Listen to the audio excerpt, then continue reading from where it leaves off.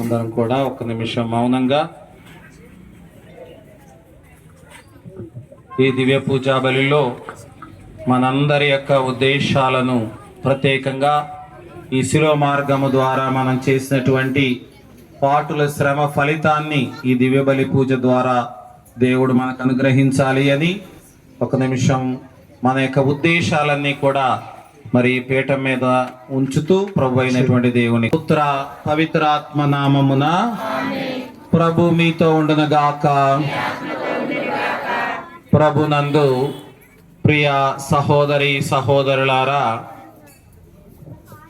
దేవుని ఎడల మనకున్నటువంటి విశ్వాసము మన యొక్క క్రియల ద్వారా ఆ విశ్వాసాన్ని మనం చూపించాలి.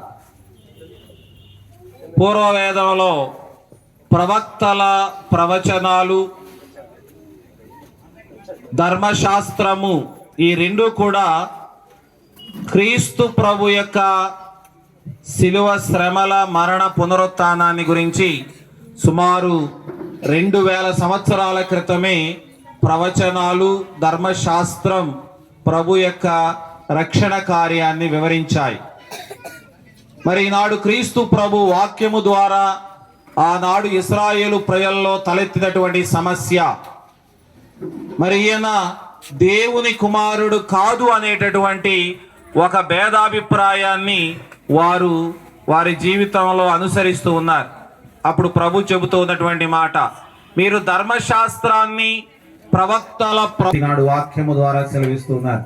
థోమస్ గారితో ప్రభు అన్నారు, చూసి నమ్మిన వారి కన్నా చూడక నమ్మిన వారు ధన్యులు అని. కాబట్టి ఈరోజు వాక్యము ద్వారా, అపోస్తలిక సాక్ష్యము ద్వారా రహస్యంగా ధ్యానం చేసుకుంటూ ఉన్నాం. కాబట్టి మరి ఆ ప్రభు యొక్క దీవెనలు మనపై ఎల్లప్పుడూ ఉండాలి అని, ఆయనపై మనం ఉంచినటువంటి విశ్వాసము మనల్ని నిత్య జీవానికి వారసుల్ని చేయాలి అని ఈ దివ్య పూజలో ప్రభు అయినటువంటి దేవుణ్ణి ప్రత్యేకంగా ప్రార్థన చేసుకుందాం. పవిత్రంగా ఈ చెంతను నా పాపములను ఒప్పుకొనిచున్నాను, ఏలయ నా తలంపు చేతను వాక్కు చేతను క్రియల చే పట్నాలు చదివేవాళ్ళండి.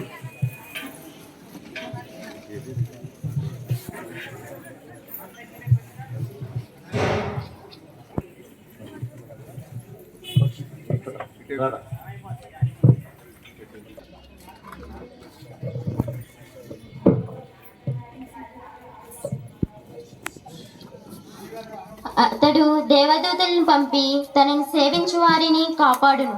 మొదటి పఠనము దానియేలు గ్రంథము 3వ అధ్యాయము 14వ వచనం నుంచి 20వ వచనం వరకు, 91వ వచనం నుంచి 92వ వచనం వరకు మరియు 95వ వచనము. మొదటి పఠనము దానియేలు గ్రంథము 32వ వచనం వరకు మరియు 95వ వచనము. అబేద్ను గోళ్ళారా వినుడు, మీరు నా దేహములను కొనుగోటకు నేను నెలకొల్పిన బంగారు మూర్తిని ఆరాధింపుటకు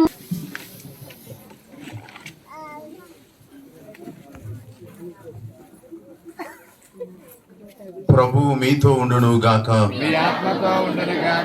పునీత యోహాను గారు రాసిన పవిత్ర సువిశేషములోని భాగము. ప్రభువా మీకు మహిమ కలుగును గాక. 2వ వచనము వరకు. యోహాను శుభవార్త 8వ అధ్యాయము 31వ వచనము నుండి 42వ వచనము వరకు.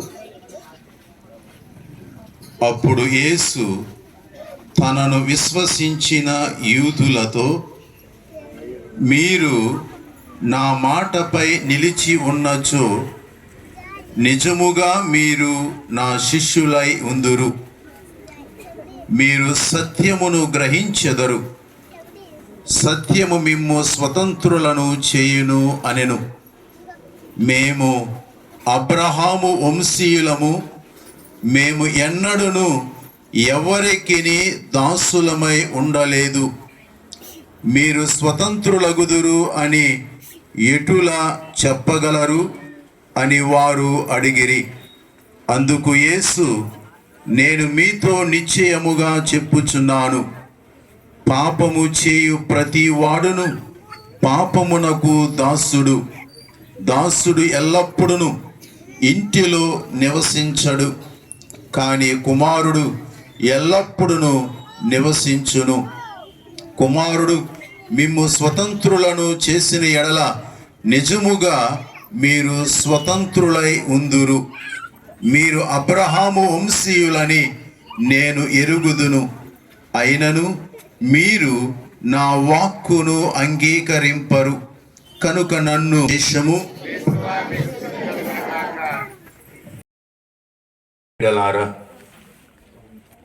ఈనాడు మనందరము ఆలకించిన దైవ వాక్యాన్ని మనందరము కూడా శ్రద్ధగా ఆలకించడానికి, దేవుని వాక్కులో దాగి ఉన్న మర్మాన్ని మనందరము గ్రహించడానికి ప్రయత్నం చేద్దాం. ఈనాడు మనము మొదటి పఠనం దానియేలు గ్రంథము నుండి ఆలకించాం. కనుక ఆలకించినటువంటి దేవుని వాక్కును మనము శ్రద్ధగా వినడానికి మనందరం కూడా ప్రయత్నం చేద్దాం.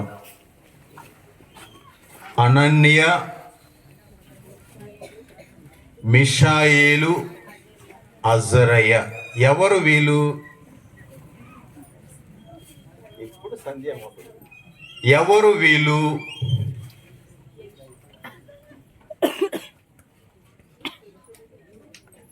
ఎవరు వీళ్ళు? షడ్రక్, మెషక్, అబెద్నెగోల్. ఎవరు వీరు?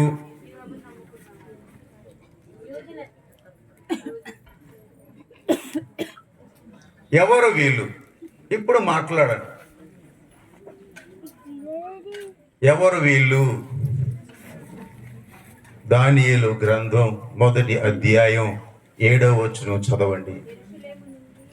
7వ వచనం చదువమ్మా. దానియేలు గ్రంథం. బెల్తజారీయు ఎవరికి? దానియేలునకు.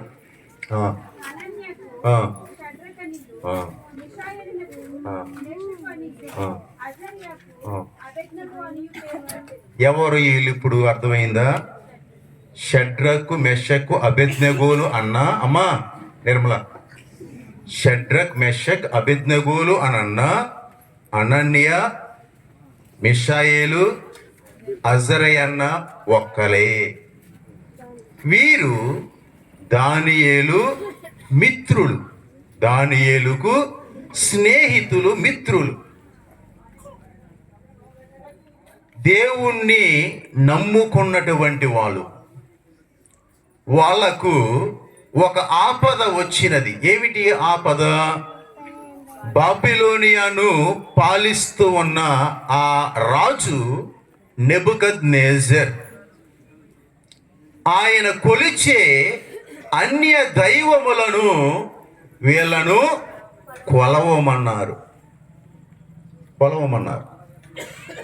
లేకపోతే మిమ్ములను చంపివేస్తాను. నేను కొలిచే అన్య దైవములను మీరు కొలవకపోతే మిమ్ములను చంపివేస్తాను అని అన్నాడు. అయినా కానీ వీళ్ళు చెప్పినటువంటి మాటను మనం వింటే మనకు చాలా ఆనందాన్ని, సంతోషాన్ని మనందరికీ కూడా కలుగుతూ ఉన్నది. ఈ మాట చెప్పినప్పటికి కూడా వాళ్ళు చెప్పింది ఏమిటి అంటే, మేము నమ్ముకున్నటువంటి దైవము తప్ప నీవు కొలవమన్న అన్య దైవములను మేము కొలవము.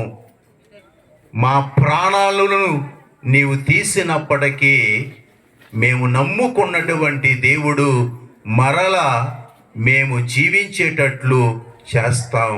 అది వాళ్ళ నమ్మకము, విశ్వాసము. ప్రియ దేవుని బిడలారా, మనం చదువుతూ ఉన్న ఈ రోజున మనం విన్నటువంటి మొదటి పఠనములో మనము ఈ విధముగా ఆలకిస్తూ ఉన్నాం. ఏమని? గణగణ మండు కొలిమి పట్టిలో పడద్రోయింతును రాజు మలుకుతూ ఉన్నాడు. నా బారి నుండి మిమ్ము రక్షింపగల దైవము ఎవడను లేడు అని అంటూ ఉన్నాడు నెబుకద్నెజర్ చెప్పేటువంటి మాట. నా బారి నుండి మిమ్ములను కాపాడే దైవము మరొకడు లేడు అని అంటూ ఉన్నాడు. ఆ రాజుకు పిలిచేటువంటి జవాబు చూడండి. అందులకు ఈ ముగ్గురు ఇచ్చేటువంటి జవాబు, షడ్రక్, మెషక్, అబేద్నెగో, రాజా, ఈ విషయమును గూర్చి మేము మీకు జవాబు చెప్పనవసరం లేదు. మేము సేవించు దేవుడు మమ్ము గణగణమండు అగ్ని గుండము నుండి మీ బారి నుండి రక్షింపగల సమర్థుడు, మరియు ఆయన నీ వశమున పడకుండా ఆయన మమ్ము రక్షించును. ఇది మా నమ్మకము. మాటకు మాట వారు చెబుతూ ఉన్నారు. రాజుతో సాహసం చేసి రాజుతో అంటూ ఉన్నారు. ఏమని? రాజు ఏమన్నాడు? నా భార్య నుండి ఏ ఒక్కడో కూడా, ఏ దైవము కూడా మిమ్ములను కాపాడలేదు. వాళ్ళకి మాట ఇస్తూ ఉన్నాడు. ఏమని? మేము నమ్ముకున్నటువంటి దేవుడు నీ భార్య నుండి మాత్రమే కాదు, నీ భార్య నుండి మాత్రమే కాదు, ఇదిగో గడగడ మండుతూ ఉన్నటువంటి ఈ కొలిమి బట్టి నుండి మాత్రమే కాదు మమ్ములను రక్షించేది, ఇక మీ వశము పడకుండా మమ్ములను రక్షిస్తాడు. 3 మాటలు మనం వింటూ ఉన్నాం. నీవు అన్నట్లుగా రాజు, నీవు అంటూ ఉన్నావు కదా, నీ భారము నుండి ఎవడో కూడా మమ్మల్ని కాపాడలేదంటూ ఉన్నావు. నీ భారము నుండి మమ్మల్ని మేము నమ్ముకున్నటువంటి దేవుడు తప్పనిసరిగా మమ్మలను కాపాడతాడు. నీ బారి నుండి మాత్రమే కాదు, ఇదిగో ఈ అగ్నిగుండము నుండి మాత్రమే కాదు, నీ వశ పడకుండా మమ్ములను రక్షించేవాడు మా దైవం, మేము ఆరాధించేటువంటి దైవం అని చెబుతూ, అతడు మహాశక్తి కలిగినటువంటి వాడు, మహా సమర్థుడు, సమర్థవంతమైనటువంటి దేవుడు. అలాంటి దేవుణ్ణి మేము ఆరాధిస్తూ ఉన్నాం. నీవు ఏం చేస్తావో చేసుకో, కానీ నీవు చెప్పినట్లుగా మేము అన్య దైవములను కొలవము, ఆరాధించం. మేము నమ్ముకున్నటువంటి దేవుణ్ణి మాత్రమే మేము ఆరాధిస్తాం. అది వాళ్ళ విశ్వాసము, వాళ్ళ నమ్మకము. హెబ్రీయులకు రాసినటువంటి లేఖ 11వ అధ్యాయం 1వ వచనములో విశ్వాసాన్ని గురించి మనము వింటూ ఉన్నాం. విశ్వాసం యొక్క నిర్వచనాన్ని మనందరము కూడా వింటూ ఉన్నాం. ఏమిటి? విశ్వసించుటయన మనము నిరీక్షించు విషయముల యందు నిస్సందేహముగా ఉండుట, మనము చూడజాలని విషయములను గూర్చి నిశ్చయముగా ఉండుట. విశ్వాసం అంటే ఏమిటి? చీకటిలో నడవడమే. చీకటిలో మనం నడుస్తూ ఉన్నప్పుడు అక్కడ గొయ్య ఉంది, ఇక్కడ నీళ్లు ఉన్నాయి, ఇంకొంచెం ఎదరకు వెళితే ఎత్తు ఉన్నాయి, రాళ్ళు ఉన్నాయి, ఇంక కొద్దిగా ఎదరకు వెళితే ముళ్ళు ఉన్నాయి అని మనకు తెలుస్తుందా? తెలియదు. కనుక విశ్వాసము కూడా అదే, అంతే అని అంటూ ఉన్నాడు. చీకటిలో నడవడమే అంటే నువ్వు నడుస్తూ ఉన్నప్పుడు ఈ త్రోవలో నాకు ఏది అడ్డు రాదు.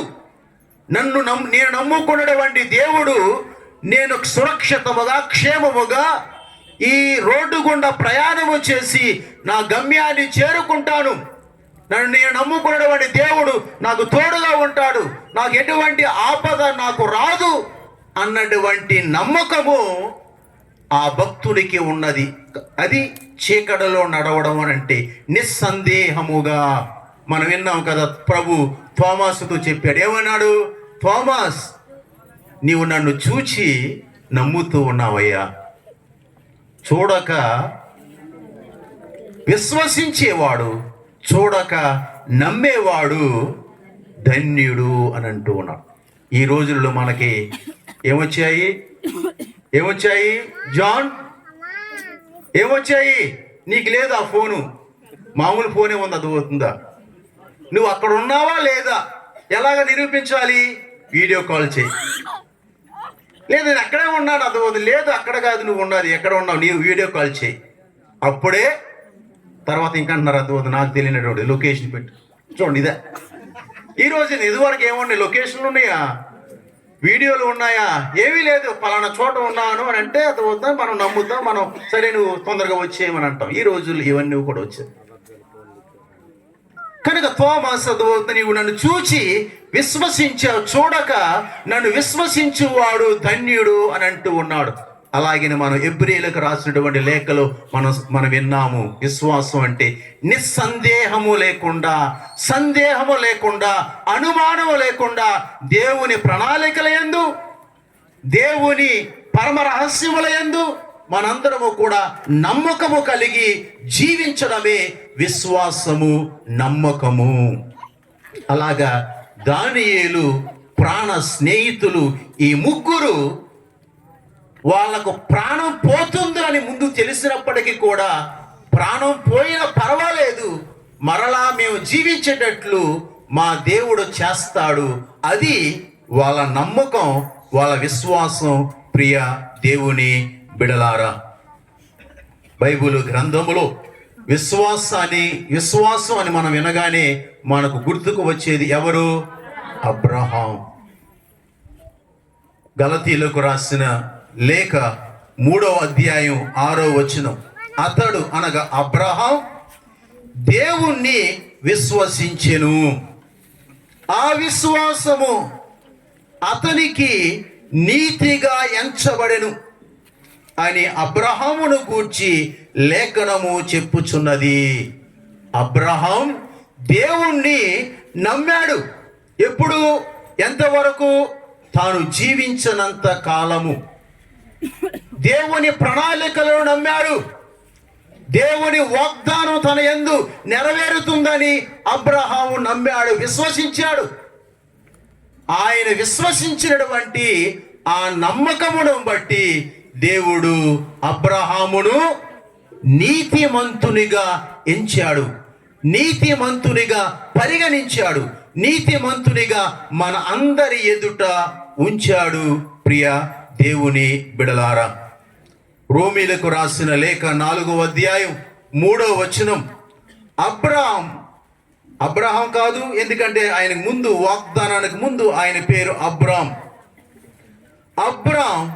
దేవుణ్ణి నమ్మెను. ఆ నమ్మకమును బట్టి దేవుడు అబ్రామును నీతిమంతునిగా ఎంచెను. ఆదికాండం 15వ అధ్యాయం 6వ వచనములో ఈ వాక్యాన్ని మనం చదువుతూ ఉన్నాం. ఇదే వాక్యాన్ని రోమీలకు రాసిన లేఖ 4వ అధ్యాయం 3వ వచనములో మనం చదువుతూ ఉన్నాం. అబ్రహాం దేవుణ్ణి విశ్వసించెను, అది అతనికి నీతిగా ఎంచబడెను, నీతిగా ఎంచబడెను. యోసేపు కూడా దేవుని మాటను విన్నాడు, విశ్వసించాడు. ఆ విశ్వాసము వలన ప్రభువైన దేవుడు యోసేపును నీతిమంతునిగా పరిగణించాడు. ఎవరు యోసేపు? మరియ తల్లి ఎవరు? మరియ తల్లి ఏమవుతారు? మరియ తల్లికి భర్త బాలయేసుకు సాకుడు తండ్రి.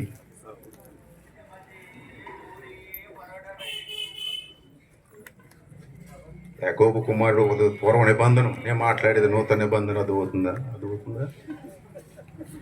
కనుక ప్రియ దేవుని బిడలారా, మనందరి జీవితములో విశ్వాసము ఒక పునాది లాంటిది అని అంటూ ఉన్నాడు. మనందరం కూడా ఎన్నోసార్లు నేను చెప్పేటువంటి మాట ఇదే. మన యొక్క విశ్వాసము పునాది మీద నిర్మించినప్పుడు ఈ భవనము 10 కాలాలు సుస్థిరముగా ఉంటుంది, బలముగా ఉంటుంది. ఇదే విషయాన్ని యాకోబు గారు రాసిన లేఖలో 2వ అధ్యాయం 23వ వచనములో మనందరము చదువుతూ ఉన్నాం. అబ్రహాం దేవుణ్ణి విశ్వసించెను, అతని విశ్వాసము వలననే దేవుడు అతనిని నీతిమంతునిగా ఎంచెను, అను లేఖనము నెరవేరెను. అతడు దేవుని మిత్రుడుగా పిలువబడెను. దేవుడు ఈ విధముగా అబ్రహామును విశ్వాసులకు తండ్రిగా చేసిన తర్వాత అబ్రహాము దేవుణ్ణి నమ్మడము వలన, దేవుని విశ్వసించడం వల్ల ఆయనకు వచ్చినటువంటి ప్రతిఫలము ఏమిటి? సిరాపుత్రుడైన యేసు జ్ఞాన గ్రంథం 44వ అధ్యాయం 21వ వచనములు మనం చదువుతూ ఉన్నాం. ఆ ప్రతిఫలం ఏమిటి అంటే, అతని వంశజుల వలన లోకమునకు దీవెనలు అబ్బునవి. అతని వంశజులు భూరేణువుల వలె విస్తరిల్లుదురనియు, వారు ఇతర జాతుల కంటే ఎక్కువ గౌరవింపబడుదురనియు, వారి దేశము సముద్రము నుండి సముద్రము వరకు, యూఫ్రటీసు నది నుండి నేల అంచుల వరకు వ్యాపించుననియు ప్రభు అతనికి రూఢిగా ప్రమాణము చేసెను. ఒక మాటలో చెప్పాలంటే, ఆయన విశ్వాసముగా జీవించినందుకు తన యొక్క సంతానాన్ని ఆకాశమునందలి నక్షత్రాల వలె, ఇసుక సముద్రమునందలి ఇసుక రేణువుల వలె తన యొక్క సంతానాన్ని వృద్ధి చేస్తాను, విస్తరింప చేస్తాను, వ్యాప్తి చేస్తాను అని ప్రభు అయినటువంటి దేవుడు అబ్రహాముకు వాగ్దానం చేశాడు. ప్రభు యొక్క వాగ్దానాన్ని అబ్రహాము యందు నెరవేర్చడము మనందరము కూడా చదువుతూ ఉన్నాం. ప్రియ దేవుని బిడలారా, ఇదే మాటను మనము కీర్తనకారుడు 33వ కీర్తన 18వ చరణములో ఈ విధముగా చదువుతూ ఉన్నాం. ప్రభు మాత్రము తనకు భయపడు వారిని, తన కరుణను నమ్ముకొనిన వారిని సుస్థిర ఆదరముతో చూచును. ఎవరైతే ప్రభువుకు భయపడుచు ప్రభు కరుణను నమ్ముకొని జీవిస్తాడో అట్టి వారిని దేవుడు ఆదరముతో చూస్తాను అని కీర్తనకారుడు తెలియచేస్తూ ఉన్నాడు. ప్రియ దేవుని బిడలారా, కనుక మనం విన్నటువంటి మొదటి పఠనములో ఈ ముగ్గురు దానియేలు స్నేహితులు వారు వెల్లడించేటువంటి విశ్వాసము ఎంతో గొప్పది. ప్రియ దేవుని బిడలారా, చివరికి మనందరం కూడా చూస్తూ ఉన్నాం, మనం విన్నాం. ఆఖరి వచనాలలో మనం ఈ విధముగా వింటూ ఉన్నాం. అప్పుడు ఆ నెబుకద్నెజర్ ఆ కొలిమి బట్టికి దగ్గరికి వెళ్ళి చూచినప్పుడు ముగ్గురితో పాటు మరొక వ్యక్తి, నలుగురు ఆయన కంటికి కనిపిస్తూ ఉన్నాడు. అక్కడ ఉన్నటువంటి అధికారిని అడుగుతూ ఉన్నాడు, ఏమిని? మనము అగ్ని గుండములో పడవేసినది ముగ్గురినే కదా, మన కంటికి నలుగురు కనిపిస్తూ ఉన్నారు ఏమిటి అని ఒక ప్రశ్నను లేవనెత్తాడు రాజు. అప్పుడు వానికి చెబుతూ ఉన్నటువంటి మాట ఏమిటి అంటే, వాళ్ళకు ఏ హాని జరగకుండా ఉన్నది, వారు ఆ అగ్నిలో ఆహుతి అవ్వలేదు. ఆ 4వ వ్యక్తి దైవ కుమారులాగా ఉన్నాడు అన్నటువంటి ఈ మాటలన్నీ కూడా మనము అక్కడ వింటూ ఉన్నాం. చివరికి మనం చూస్తూ ఉన్న 95వ వచనములో చక్కని మాటను మనం వింటూ ఉన్నాం. ఇదంతా కూడా పర్యవేక్షించిన తరువాత రాజు ఈ విధముగా సమాధానాన్ని ఇస్తూ ఉన్నాడు. ఏ రాజు అయితే అన్య దైవములను కొలవమని ఆజ్ఞను జారీ చేశాడో ఆ రాజు ఈ విధముగా మాట్లాడుతూ ఉన్నాడు. చివరికి అప్పుడు 95వ వచనంలో, అప్పుడు రాజు ఇట్లా నేను, షడ్రక్ మెషక్ అబేద్నెగోల దేవునికి స్తుతి కలుగునుగాక, ఆయన తన దేవదూతను పంపి తనను విశ్వసించి సేవించు వారిని కాపాడెను. ఈ మాటలు ఎవరన్నారు? రాజు అన్నాడు.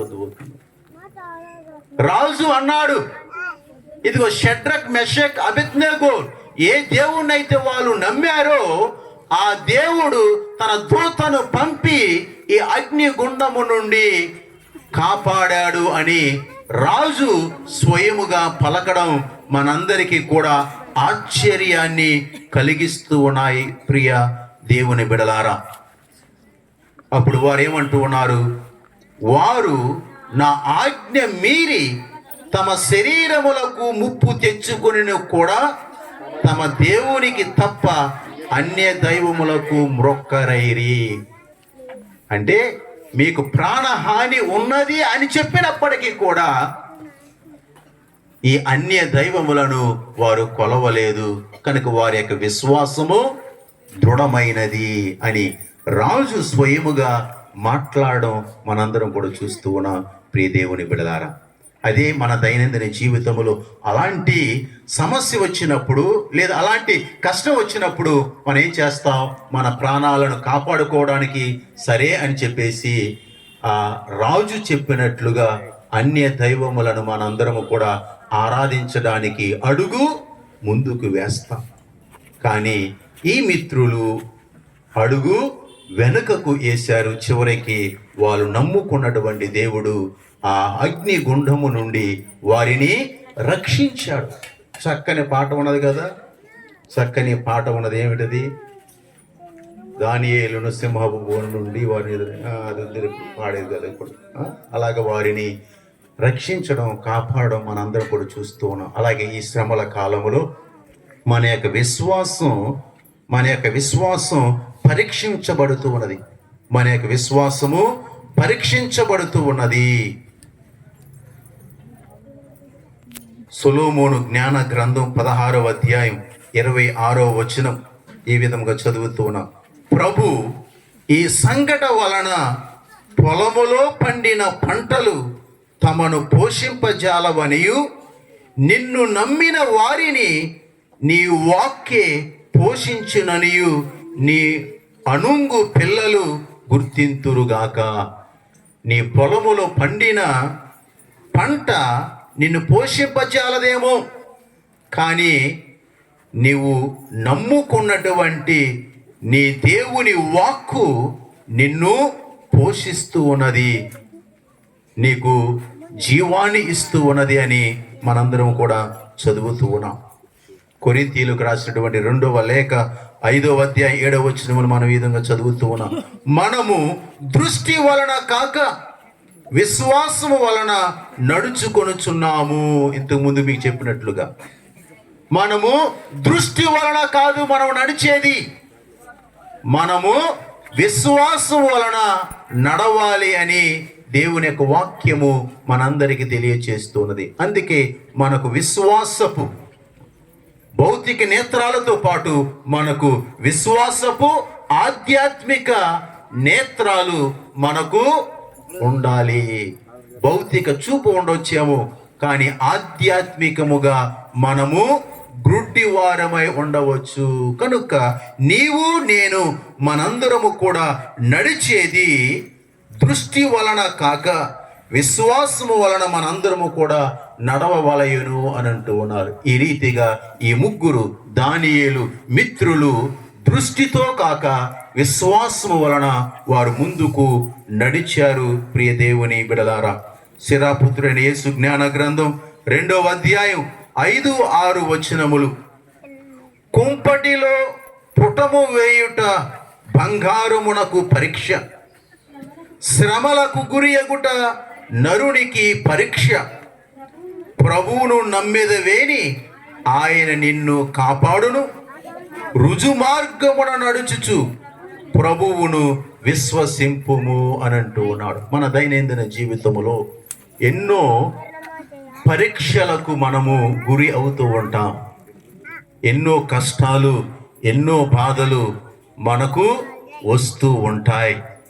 ఇవి అన్నీ కూడా మనలో ఉన్నటువంటి విశ్వాసాన్ని మెరుగుపరచడానికి, మనలో ఉన్న విశ్వాసాన్ని బలపరచడానికి, మనలో ఉన్న విశ్వాసాన్ని దృఢపరచడానికి మన జీవితంలో ఈ కష్టాలు, ఈ శ్రమలు, ఈ బాధలు అనేవి వస్తూ ఉంటాయి.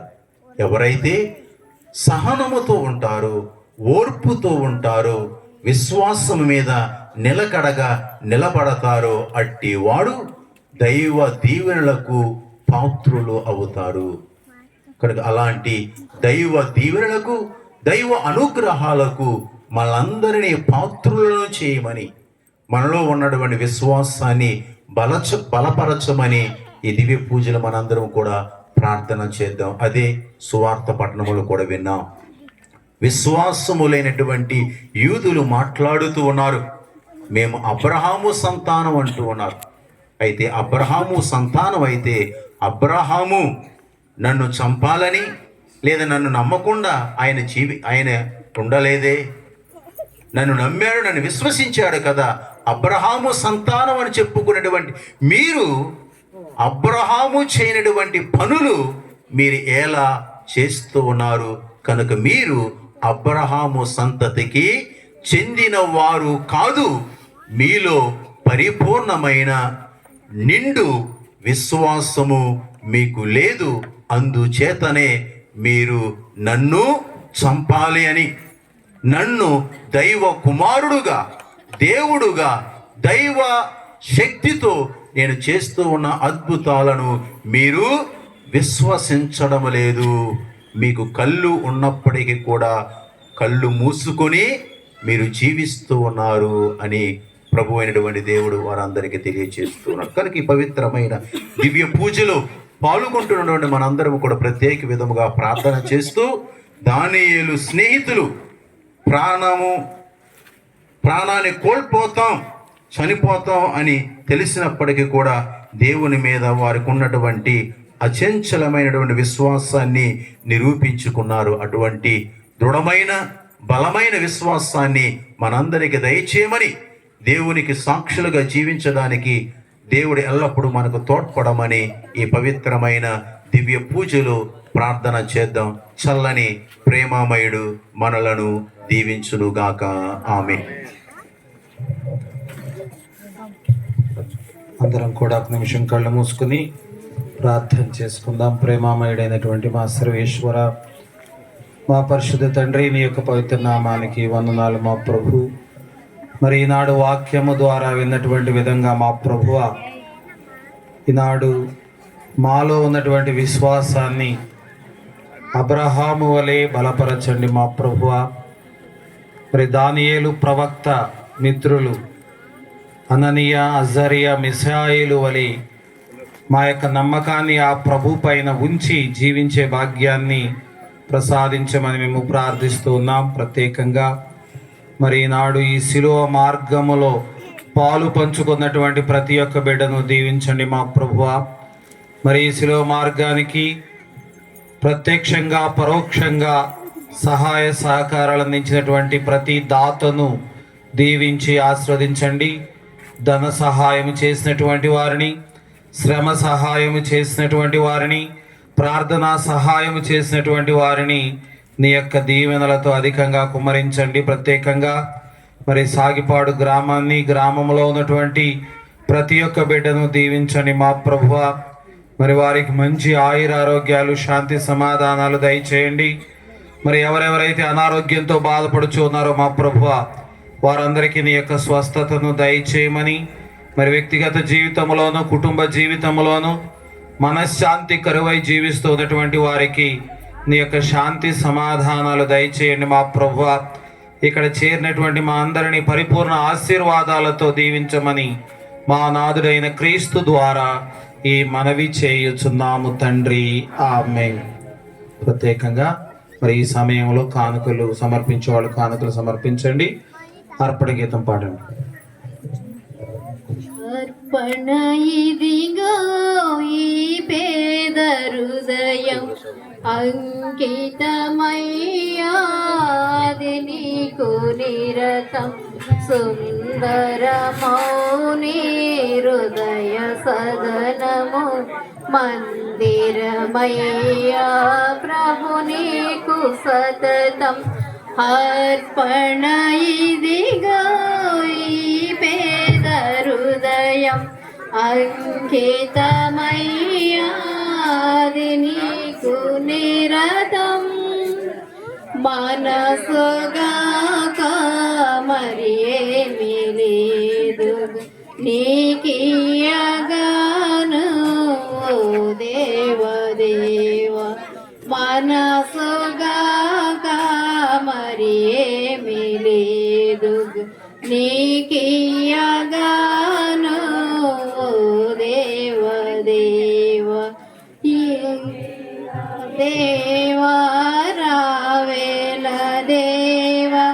జాగేల దేవా రావేల దేవా నన్ను వేగ బ్రావా రావేలా నన్ను వేగ బ్రావా రావేలా అర్పణ ఇదిగో ఈ పేద హృదయం అంకితమయ్యా నీకు నిరతం. సహోదరి సహోదరులారా, నేనును మీరును అర్పించు ఈ బలి సర్వశక్తి గల అయిన సర్వేశ్వరునికి అంగీకారమగినట్లా ప్రార్థించండి.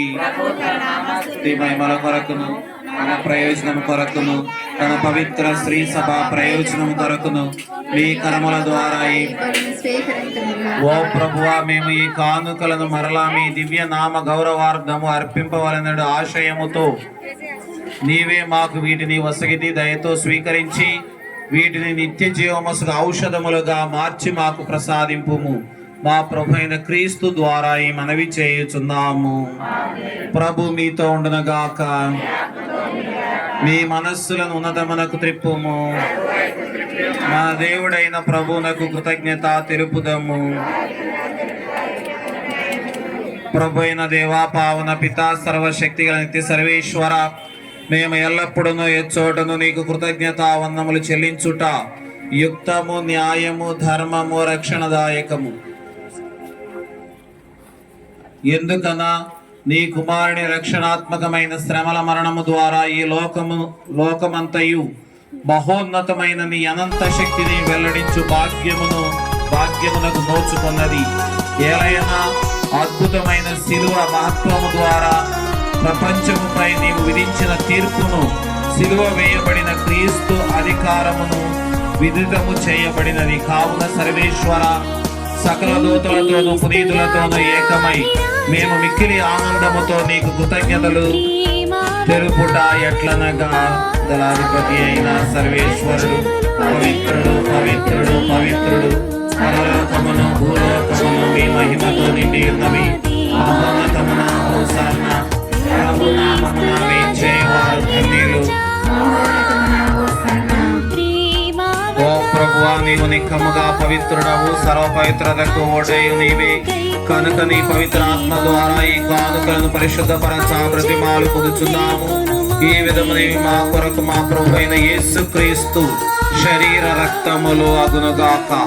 అతడు శిలువ శ్రమలకు తాను ఇష్టపూర్తిగా అప్పగించుకున్నప్పుడు అప్పమును అందుకొని కృతజ్ఞతావందములు చెప్పి త్రుంచి శిష్యులకిచ్చుచు ఇట్లా, నేను మీరందరూ దీనే తీసుకొని భుజింపుము.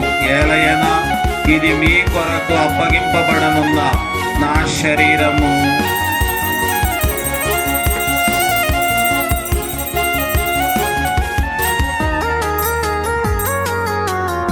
ఆ విధముగానే భోజనానంతరము పాత్రమును అందుకొని మరల నీకు కృతజ్ఞతావందనములు చెప్పి శిష్యులకిచ్చుచు ఇట్లా, నేను మీరందరూ దీనిని తీసుకొని దీని నుండి పానము చేయుడు. ఏలయనా ఇది నూతన నిత్య నిబంధన యొక్క నా రక్తపు పాత్రము. ఇది మీ కొరకును అనేకుల కొరకును పాప పరిహారమునకై ధారపోయబడును. దీనిని నా జ్ఞాపకార్థము చేయుడు.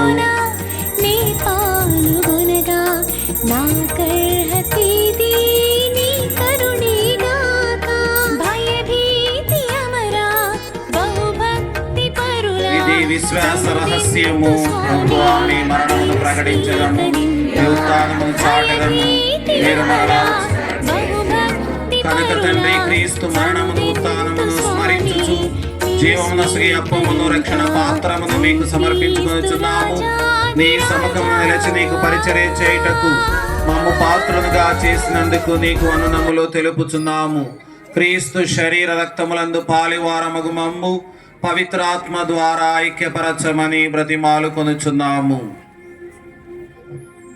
ఓ ప్రభువా, ప్రపంచమంతటా వ్యాపించి ఉన్న నీ శ్రీ సభను జ్ఞాపకముంచుకొనుము.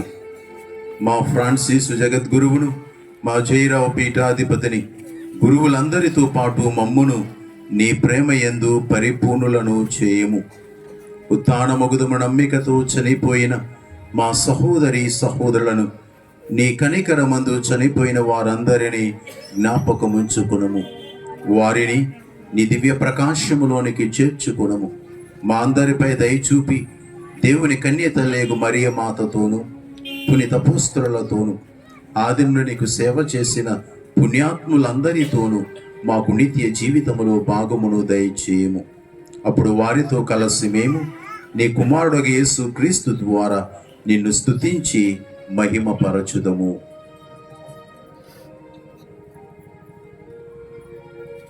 క్రీస్తు ద్వారా, క్రీస్తుతో, క్రీస్తు నందు సర్వశక్తి గల పితైన సర్వేశ్వర పవిత్రాత్మతో ఏకమయుండు మీకు యుగయుగములు గౌరవ మహిమలు కలుగునుగాక.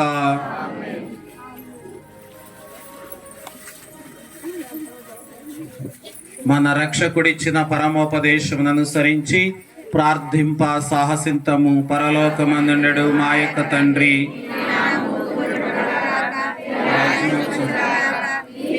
పరలోకమందు నెరవేరునుగా భూలోకమందు నెరవేరునుగాక. నానాటికి కావలసిన మాయన్నము మాకు నేటికి అనుగ్రహింపుము. మా యొద్ద అప్పుడిన వారిని మేము మన్నించినట్లు మా అప్పులను మీరు మన్నింపుము. మమ్ము శోధనయందు ప్రవేశింపనివ్వ, కాకిడులలో నుండి మమ్ము రక్షింపుము. ప్రభువా, నికిడులోని మమ్ము రక్షింపుము. మా ఈ రోజులలో మాకు శాంతిని ప్రసాదింపుము. నీ దయానుగ్రహం వలన పాపముల నుండి మమ్ము విముక్తులను చేసి అన్ని కలతల నుండి మమ్ము సర్వదా కాపాడుము. మేము మోక్షానందమును మా రక్షకుడైన యేసుక్రీస్తు ఆగమమును నిరీక్షించుచుందుము. మీదే రాజ్యము, మీదే అధికారము. శాంతిని మీకు అనుగ్రహించుచున్నాను, నా శాంతిని మీకు ఇచ్చుచున్నాను అని మీ అపోస్తులతో వచించిన ప్రభు అయిన యేసువా, మా పాపములను లెక్కింపక నీ శ్రీసభ విశ్వాసమును వీక్షింపుము. నీ చిత్త ప్రకారము నీ సభకు శాంతిని, ఐక్యమును అనుగ్రహింపుము. యుగయుగములు జీవించుచు పాలించు ప్రభువా. ప్రభుని శాంతి సమాధానములు ఎల్లప్పుడూ మీ అందరితో ఉండునుగాక. ఒకరికొకరు సమాధానము తెలుపుకుందాము.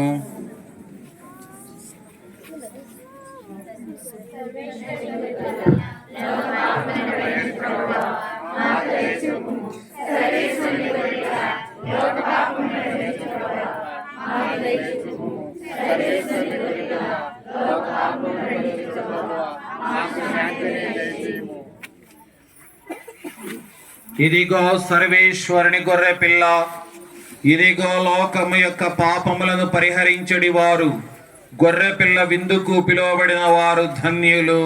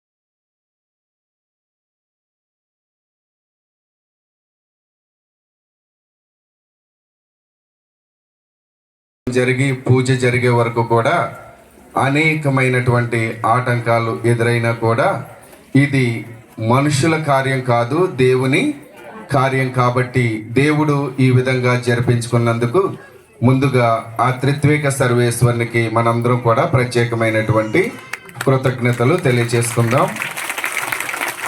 మరి మన మధ్యకు చేసినటువంటి పూజ్య గురువులు, మన విచారణ గురువులు, అలాగే బాలస్వామి ఫాదర్ గారు ఎంతో ఓపికతో ప్రతిరోజు ఏవో కార్యక్రమాలు ఉన్నప్పటికీ ప్రారంభం నుండి ముగింపు వరకు కూడా మనకు ఎంతో ఈ జరిగే సిలువ మార్గంలో ఏర్పడేటటువంటి ఆటంకాలకు మనం నిరుత్సాహపడినా కూడా మనల్ని ఉత్సాహపరుస్తూ సిలువ మార్గంలో పాల్గొని దివ్య పూజను సమర్పించి మనందరిని కూడా ఆశీర్వదించినటువంటి పూజ్య గురువులిద్దరికీ కూడా మనందరి తరపున ప్రత్యేకంగా సాగిపాడి సంఘం తరపున ప్రత్యేకమైనటువంటి కృతజ్ఞతలు తెలియజేసుకుంటున్నాం. అలాగే ఈ సిలువ మార్గాన్ని నిర్వహించినటువంటి సాగిపాడు సంఘస్థులందరికీ, సంఘ పెద్దలు, అలాగే దీక్షితులు, విశ్వాసులు అనేక మంది దీనికి సహాయ సహకారాలు అందించారు. ప్రత్యమును కడిగివేసి అన్ని కీడుల నుండి మమ్ము కాపాడి శాశ్వత రక్షణానుగ్రహముతో మమ్ము బలపరచునుగాక. మా ప్రభు అయిన క్రీస్తు ద్వారా ఈ మనవి చేయుచున్నాము. ప్రభువు మీతో ఉండునుగాక. సర్వశక్తి గల సర్వేశ్వరుడు పితా, పుత్ర, పవిత్రాత్మ మేము ఆశీర్వదించి కాచి కాపాడుదురుగాక. సమాధానముతో వెళ్ళి ప్రభు ప్రేమలో జీవించండి. దయచేసి గమనించండి, 12వ తారీఖు శనివారము దేవినేని వారి గుడిలో కుటుంబ ప్రార్థన ఉన్నది. దయచేసి అందరూ కూడా పాల్గొనాలని ఉపదేశ మాస్టర్లు, అదేవిధంగా మరి గృహస్థ క్రైస్తవులు కూడా వచ్చేటటువంటి వారు ఈ ప్రార్థనలో పాల్గొవాలని మిమ్మల్ని కూడా కోరుచున్నాము.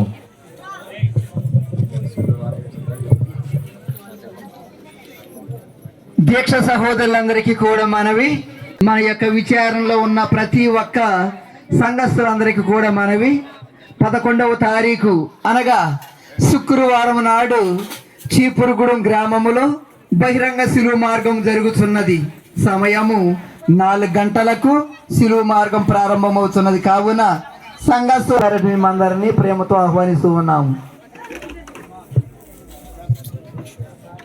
జయసరాధన యొక్క మిక్కిలి పరిశుద్ధ దివ్య హృదయం, పరిశుద్ధ దివ్య హృదయమా, పునీత జోజప్ప గారా, పరిశుద్ధ మరియమ్మ గారా, పిత, పుత్ర, పవిత్రాత్మ అందరికీ వందనాలు. అందరికీ కూడా భోజనం ఏర్పాటు చేయబడింది.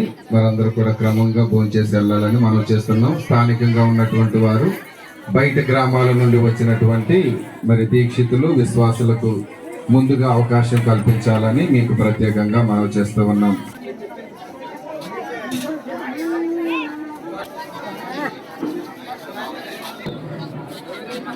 మంచిగా